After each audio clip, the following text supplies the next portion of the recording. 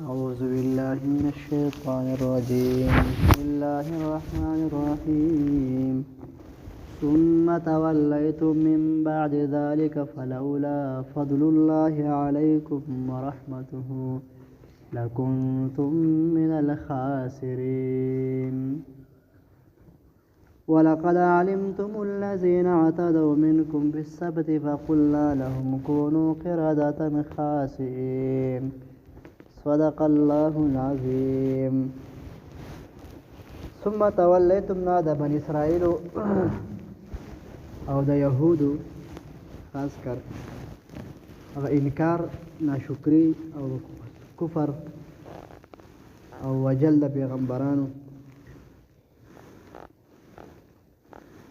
نو رب کریم فرمایي که چرته زما فضل پتا سبحانه نه وي او زما رحمت پتا سنوي تاسو برټول توانیان وي خو زما فضل او رحمت ته تاسو هلاکیږي تباکیږي نه. ثم تولیتم بیا تاسو مخ واړو من بعد ذلک ورستو د دې کارونه یعنی الله وتعالى تاسو تورات چې دغه ونی سي په مضبوطیا باندې او د اخر زمانه پیغمبرو باندې نو دوی داغه نه مخ واړو هغه ټیم کې خبر ومنله خورسته به مخ واړو نه من بعد ذلك ورستو د دې کارونه ولولا فضل الله کچرتلوه فضل او مهرباني د الله علیکم بتا سبحانه اے بنی اسرائیل او یهودو ورحمت او رحمتنا داغا لکنتم من الخاسرین تاسو بشوي تتوانیانونا. نو د نبی علی السلام په زمانه کې کوم يهود هغه ته مراد دي تاسو د نبی علی السلام باندې ایمان نه راوړی او د نبی علی السلام نه انکار کوئ او د تسبب ګورئ نو تاسو هم دغه د الله رحمت د باندې نه بعض مفسرون دا لیکلي چې د رحمت نه مراد نبی علی السلام جسم مبارک مراد ده چې نبی علی السلام کو تاسو کې نه وي تاسو ما لا کړی وي. ولقد علمتم الذين اعتدوا تاقی سرا ظلم زیاته تجاوز کړوا کسانو یا ولقد علمتم الذين تاقی سرا پیجندل شي وا کسان اعتدوا چاغوی ظلم زیاته کړو تجاوز کړو منکم تاسو نه په سبت په ورځ د خیال کې وښوي د هفته پورې سکړه زیاته اصل کې د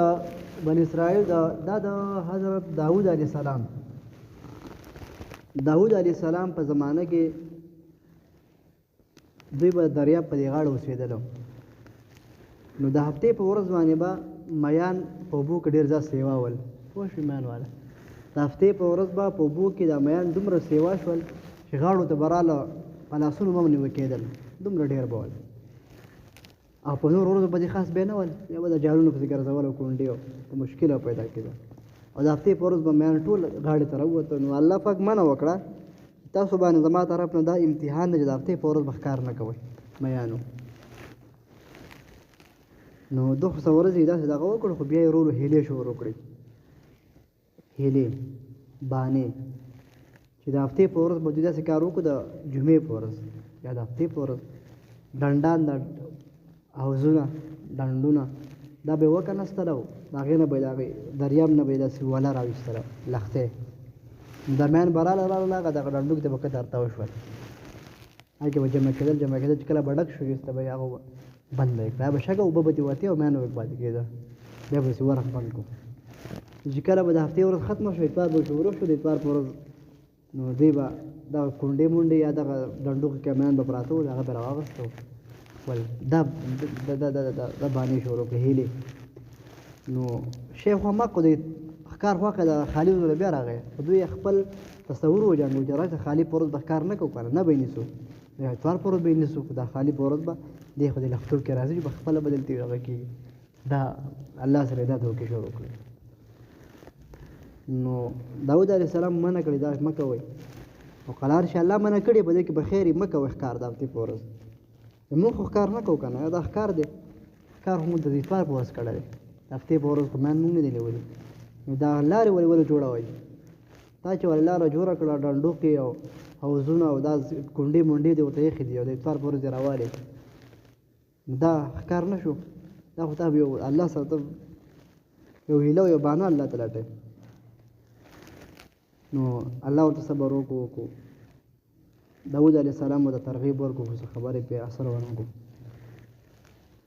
دا درې قسمه ډله وي څنګه چې هغه موسی علیه السلام په هغې کوهستو ته لاړ او درې خلک درې قسمه شو، یو دعوت والا، یو بغیر دعوت والا، یو دا شرک والا. دغه شان دا خلک هم درې ډلې شو. نو یوه ډله هغه وه چې دا خلک به یې منع کول وي مه کوئ داسې هلکه دا هیلې مه جوړوئ الله به م راونیسي قدار شي مه کوئ قدار شي. او بله ډله هغې زموږ پکې څه کار دی مردان په خپل جوړ کړي سړی غلې ته کښېنو. او یو ډله وه هغې به دا کار کوو دا ښکار به یې کوو. نو چې کله سهار دوی پاڅېدلو دا کومه ډله چې دوی به یې منع کول هغوی چې کله دا سهار سوچ وکړو چې پاڅېدل بیخي خاموشي وه په دوی په دې کلي کې چې یاره دوی خو بیخي اړو اواز نه راځي دې کسانو وله چې څه چله شوی چې په دیوالونو باندې سر داسې ورپورته کړو یاره کورونو کې وګورو دا کسان مړه دي که څه شو. خپل کورونو کې چا نه شادوګان بزوګان او د چا نه خنزیران جوړ شو واړه به شادوګان او غټ خنزیران او په دې اوښ سترګو کې به اوښکې راته جړل به خو دومره پېژنده کېده به چې دا پلانکی دی. نو ده ورته ویې ولې دا چل ولې وشو نو په دې خپو کې به ورته داسې لوړېده او جړل به یې ورته زمونږ بس الله نه فرماني کړې دغه زمونږ عذاب دی. اوس دا شادوګان خنزیران دا غدي که نه دي نو دا هغه نه دي. دا شادوګان خنزیران د دغه قوم نه مخکې هم وله دغه قوم چې دا څه دوه درې ورځې په ځمکه ژوندي ول د الله عذاب راغی ټول مړه شو ختم شو. د هغوی واقع چې دی نو هغه الله پاک ذکر کوي. د الله نه فرماني وکړه الله وله شکلونه مسخ کړه چا نه شادوګان چا نه خنزیران. دا وګوره فلولا فضل الله علیکم ورحمته که چېرته تاسو باندې الله فضل نه وی نبي علیه السلام په دې وخت کې تاسو نو به هم داسې شادوګان خنزیران جوړ شو. د الله فضل له فضل څوک نبی علیه السلام مبارک هغه امت کې حساب شوی نو وسر باندې الله عذاب نه راولي. عذاب راځي داسې عذاب نه راځي چې د انسان مخ چې د هغه د ټول قوم مخ چې د هغه څه شي شادو شي سپی خر څه جوړ شي یو نیم کس الله د عبرت دپاره کوي خو ټول قوم الله نه هلاکوي.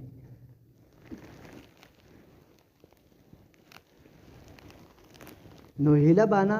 دا په دین کې لټول په بعضې اوقاتو کې دا جایز دي په بعضې اوقاتو کې مکروه دي په بعضې اوقاتو کې دا حرام دي او په بعضو اوقاتو کې دا مستحب دي چې دا ته هیله بانه ولټوي. هغې خپلې طریقې دي. یو ته په دین اسلام کې د دروغو هیلې لټوي ځان بچ کې دا خو حرام دي. او که چېرته داسې هیله ته لټوي چې یاره د یو مسلمان روغه راولي یا بله داسې هیله لټوي چې په هغې باندې دین ته ډېر امن و سکون میلاویږي نو بیا خیر دی. د دنیا هغې خپل هیلې چې دي نو دغه دي خلک وایي که نه هیله مې ورسره وکړه دوکه مې ورسره وکړه دا ځان سره په خپله دوکه ده. لکه تاسو به قصه اورېدلي که نه یو کس چېرته منګي کې غنم اچولي و مخکې به خلکو زکات چې ورکول نو غنم به یې ورکول نغل غنم به یې چاله ورکړه چېرته غریب له غنم یې منګي کې اچولي او یخ کې 15 روپۍ ایښې وي. راغله غریب ته وي چې دا فقیر ته چې دا غنم واله او دا زکات ته قبول یې کړه.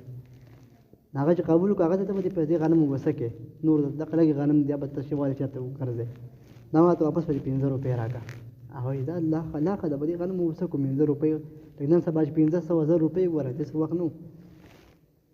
نو 15 روپۍ پکې دننه دې پټې کړې وي. کور ته راغی کور والا ته وایي بیبي ته چې هغه سړی مې هم دوکه کو او الله مې هم دوکه کو 15 روپۍ په هغې کې پرتې وي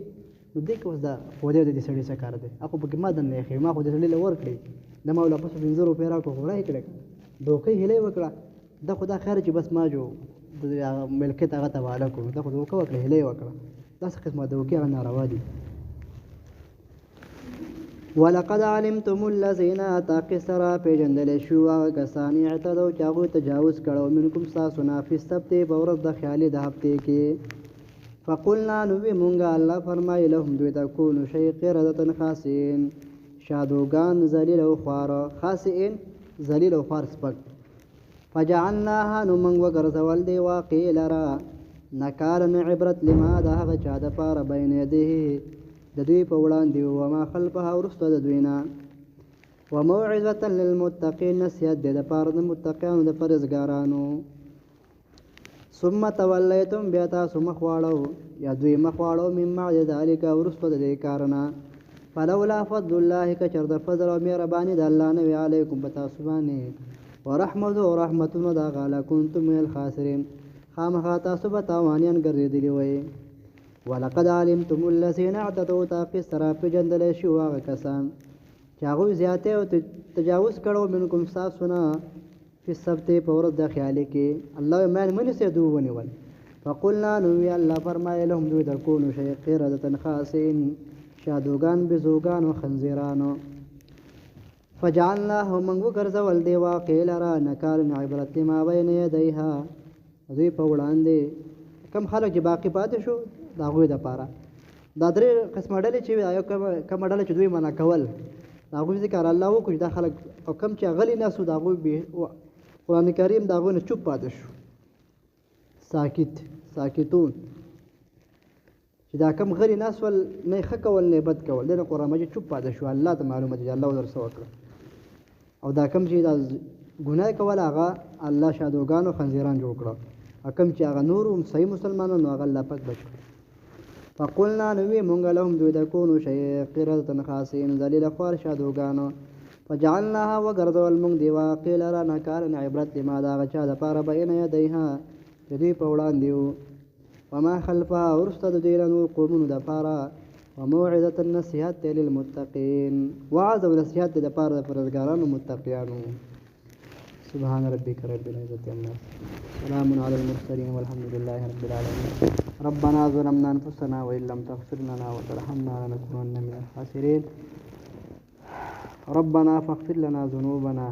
وكفر عنا سيئاتنا وتوفنا مع الأبرار برحمتك يا رب